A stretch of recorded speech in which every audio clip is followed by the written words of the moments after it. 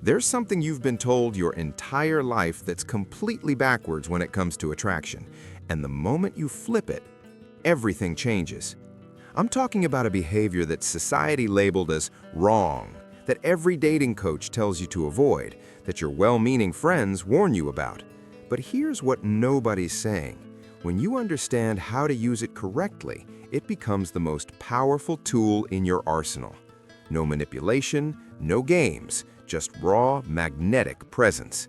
Stay with me, because what I'm about to show you goes against everything you think you know. And if you're enjoying this, hit that subscribe button. We're diving deep into the psychology of attraction in ways most channels won't touch. Now, before I reveal what this behavior is, let me ask you something. Have you ever noticed how the people who seem to effortlessly attract others are often doing things that technically break all the rules? They're not following scripts. They're not playing it safe. They're doing something that looks completely wrong on the surface, yet it works like magic every single time. I'm going to break down 3 core principles today that explain why this happens, share real examples you can apply immediately, and show you the exact framework that separates people who struggle from people who naturally draw others in. By the end of this video, you'll see social dynamics in a completely different light. So what is this wrong behavior? It's being polarizing instead of pleasing. Now, before you click away thinking this is about being rude or arrogant, hear me out, because what I'm talking about is something far more subtle and far more powerful than most people realize. Here's what happened to a friend of mine named Marcus. Marcus spent years being the nicest guy in every room. He agreed with everyone, he never rocked the boat, he was helpful, accommodating, and genuinely kind. And you know what? People liked him. They really did. But nobody was attracted to him. He was everyone's friend and no one's first choice. Then something shifted. He didn't become mean. He didn't start playing games. He simply started having actual opinions and expressing them without apology. At a dinner party, when someone brought up a popular movie, instead of nodding along, he said, "Honestly, I thought it was overrated. The writing felt lazy to me." The room got quiet for a second. Then the most interesting thing happened. 3 people immediately jumped in to debate with him.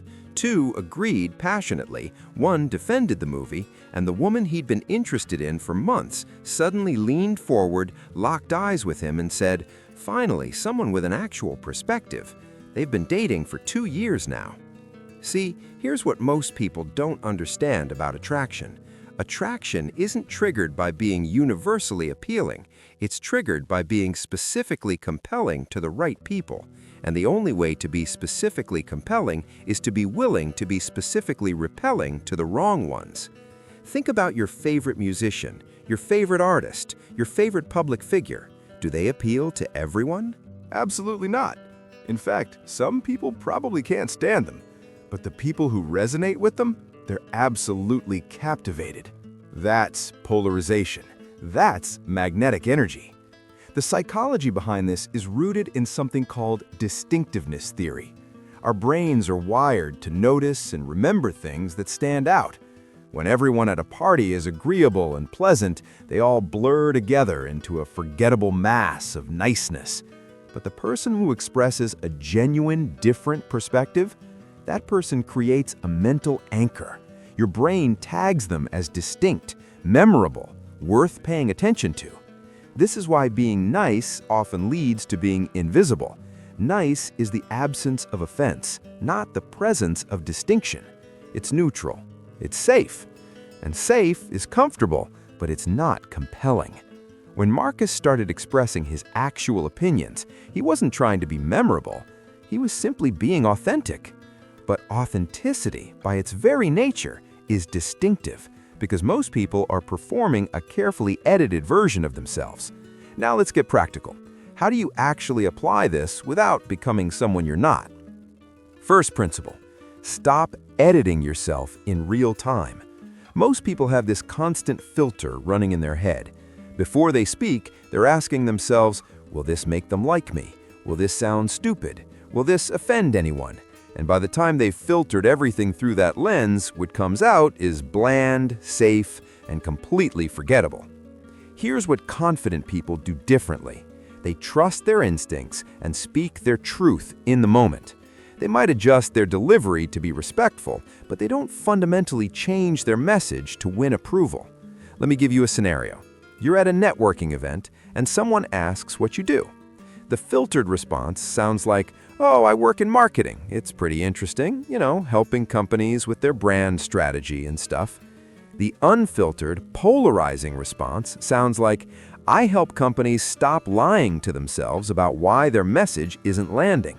Most of them think they have a marketing problem. They actually have a clarity problem. See the difference? One invites a polite nod, the other invites a real conversation. One makes you forgettable, the other makes you memorable. And yes, some people might think you're too direct. Perfect. Those aren't your people anyway. Here's what most people don't realize about that self-editing filter. It's not just killing your memorability, it's exhausting you. Every time you filter, edit, and curate your response, you're expending cognitive energy. You're creating a gap between who you are and who you're presenting. And that gap creates anxiety. It makes you self-conscious. It makes you wonder if people really like you or just the performance version of you. When you stop editing in real time, something magical happens. You become more relaxed, more present, more charismatic. Why? Because you're not using half your mental bandwidth to manage impressions. You're actually engaging with the person in front of you. And people can feel that presence. It's magnetic in a way that perfectly crafted responses never are. Second principle, embrace strategic disagreement. Notice I said strategic, not constant. This isn't about being contrarian for the sake of it. It's about recognizing moments where authentic disagreement creates depth.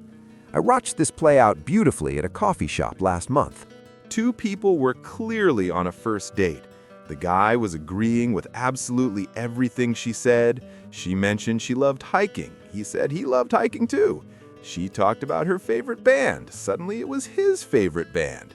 She mentioned she was thinking about going vegan. He started talking about how he'd been considering it himself. You could see her energy draining in real time. There was no friction, no spark, no differentiation. At the table next to them, a different dynamic was happening. A woman said she thought traveling was overrated. The guy she was with raised his eyebrows and said, "That's wild to me because I literally planned my entire year around travel. What makes you say that?" She leaned in. They spent the next 20 minutes in animated conversation, exploring their completely different perspectives.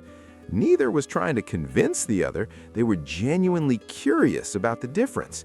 And the chemistry, absolutely electric. Here's why this works. When you disagree authentically and respectfully, you're demonstrating three incredibly attractive qualities simultaneously. You're showing you have a genuine identity separate from theirs.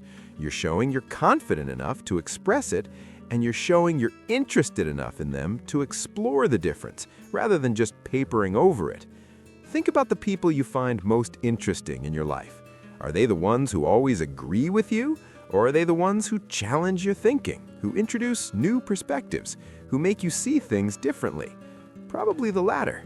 That's because disagreement, when done with curiosity rather than combativeness, is intellectually stimulating. It wakes us up. It engages our minds, and that mental engagement often translates into attraction.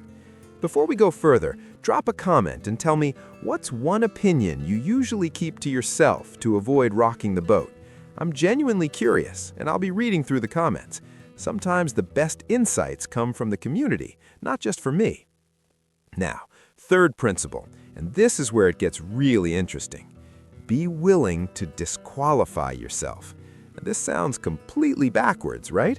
Why would you want to disqualify yourself from someone's consideration? Because the moment you're willing to, you stop operating from scarcity. And scarcity is the least attractive energy you can project. Here's what this looks like in practice. You're talking to someone you're interested in, and the conversation turns to lifestyle. You realize they're deeply into nightlife and clubbing every weekend. You're more of a quiet evening, deep conversation type. The scarcity mindset says, I can do clubs. I actually love going out. You contort yourself. You pretend. The abundance mindset says, that's not really my scene, honestly. I'm more energized by smaller gatherings and real conversations. We might be pretty different in that way. What just happened? You disqualified yourself. You acknowledged incompatibility. And paradoxically, you just became 10 times more attractive. Why? Because you demonstrated you have standards. You demonstrated you're not just trying to fit into their life. You're living your own life and inviting them into it only if there's genuine alignment. I've seen this principle change everything for people. There's a woman I know named Sarah who used to mold herself to every person she dated. Artists, entrepreneurs, academics. She became whoever they needed. And every relationship ended the same way, with them saying they felt like they never really knew her. Then she started being honest about incompatibilities from the start. With one guy, she said directly, "I need a lot of alone time to recharge. If you're someone who needs constant togetherness, I'm probably not your person." She fully expected him to walk away. Instead, he said, "That's exactly what I need too. I've never met someone who just said that out loud." They're engaged now. See, when you're willing to disqualify yourself, you accomplish something crucial. You filter for compatibility instead of forcing connection. And the people who remain, they're actually interested in the real you, not the performance version. Let's talk about a critical distinction here, because I know what some of you are thinking. Isn't this just being difficult? Isn't this playing hard to get? No. And the difference is everything. Playing hard to get is strategic unavailability. It's pretending you're busy when you're not.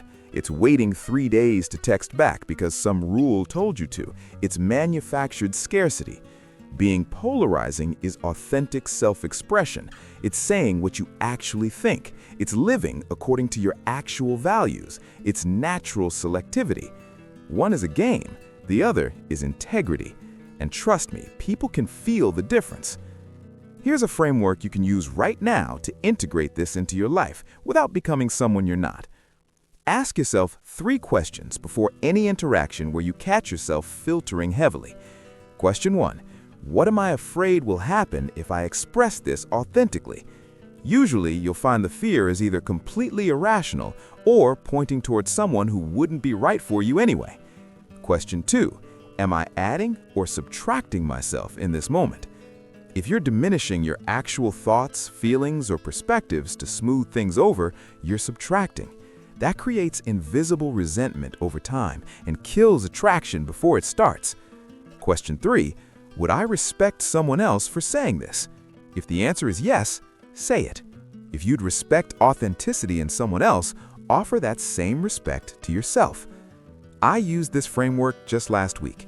I was in a meeting where everyone was praising a proposal I thought had fundamental problems. Old me would have stayed quiet, but I asked myself those 3 questions. My fear was looking difficult, but I realized I was subtracting myself, and I would absolutely respect someone else for speaking up with a better solution.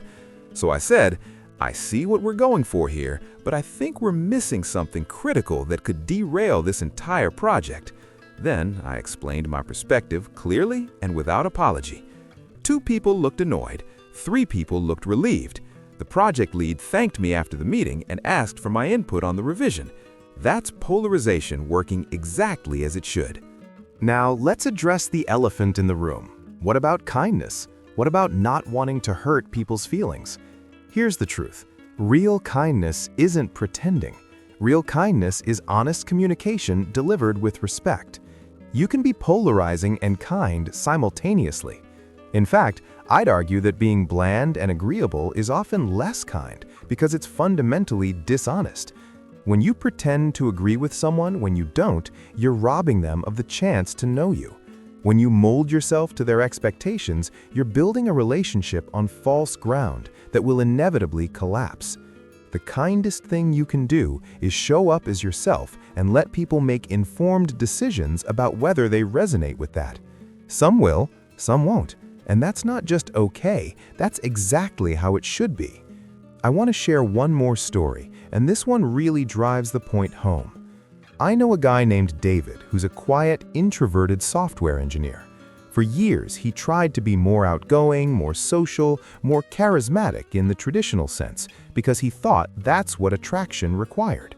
He'd go to parties and force himself to work the room, he'd crack jokes that didn't feel natural, he'd pretend to love crowds and noise. And you know what? He had zero success. He was exhausted, unfulfilled, and constantly wondering why he couldn't connect with anyone. Then he stopped. He leaned fully into who he actually was. He started going to smaller, quieter gatherings. He talked about the technical things he genuinely loved without dumbing them down. He openly admitted he found large parties draining and preferred one-on-one conversations. He became more polarizing by being more himself. Some people found him boring, but the people who got it, they were absolutely drawn to him. He met his partner at a small book club. She told him later that what attracted her was how unapologetically specific he was. He wasn't trying to be everyone's cup of tea. He was his own distinct flavor, and she loved that flavor. That's the power of polarization. It's not about being edgy or provocative for shock value. It's about being authentically you and trusting that the right people will find that magnetic. So, here's what I want you to take away from this. The behavior that everyone told you was wrong, being polarizing, having strong opinions, being willing to disqualify yourself, not people-pleasing your way through interactions, isn't wrong at all. It's the foundation of genuine attraction. Because attraction isn't about being universally liked, it's about being specifically magnetic to the people who matter. And the only way to be specifically magnetic is to be specifically yourself, even when that feels risky. Stop trying to be everyone's safe option. Start being someone's absolute yes. That shift changes everything. If this resonated with you, do me a favor, hit that like button and drop a comment answering this. What's one thing you've been holding back about yourself because you're worried about being too much or too polarizing? Let's normalize being our actual selves in the comments. And if you want more content like this that goes deeper than surface-level advice, subscribe and turn on notifications. We're building a community of people who are done with games and ready for real connection. Remember, the most attractive thing you can be is undeniably yourself. Not the edited version, not the people-pleasing version, the real, unfiltered, polarizing version that the right people will absolutely love. See you in the next one.